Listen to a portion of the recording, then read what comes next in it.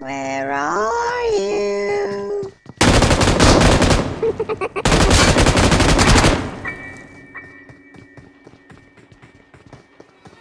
Awesome. Do you want to play hide and seek?